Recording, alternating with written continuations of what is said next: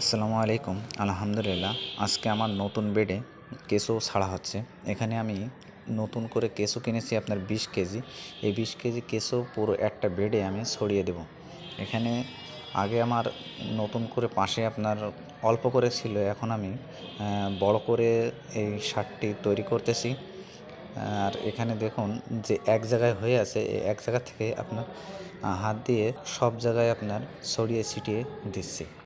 বেডটা অনেক বড় থাকার কারণে আপনার এখানে কেঁচোগুলো অনেক বেশি লাগতেছে, আর আমার কেঁচোগুলো একটু ছোট হওয়ার কারণে একটু কেঁচোর পরিমাণটাও একটু বেশি দিতে হচ্ছে।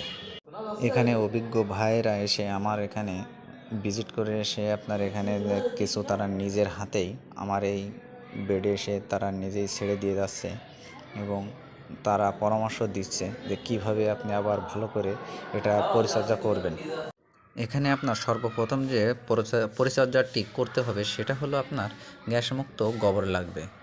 আর গোবর যে যত আপনার পুরাতন হবে ততই আপনার কেঁচো ওই গোবরগুলো দ্রুত আপনার খেয়ে সার করে দেবে।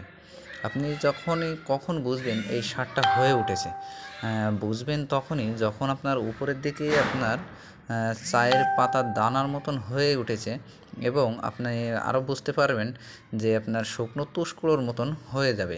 আপনি যে ডেলাগুলো দেখতে পাচ্ছেন গোবরগুলো, এগুলো আপনার সব একেবারে মিহি হয়ে যাবে চায়ের পাতির মতন।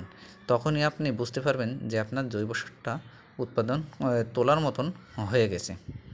আপনি কখনোই কাঁচা গোবরে কেঁচো দিবেন না। কেঁচো দিলে আপনার ওর যে গ্যাস আছে গোবরের, এই গ্যাসের কারণে কেঁচোগুলো আপনার ভিতরে প্রবেশ করতে পারে না, পরবর্তীতে ওরা মারা যায়। আর আপনি অনেক বড় ক্ষতিগ্রস্ত ভিতরে হয়ে পড়বেন। আপনি গ্যাসমুক্ত গোবরের ভিতরে দেবেন, দেখবেন আপনি অধিক পরিমাণে লাভবান হবেন। আর আপনি নিয়মিত পানি দিবেন। পানি দিলে এরা নরম জায়গা থেকে দ্রুত সার করতে পারে। ধন্যবাদ।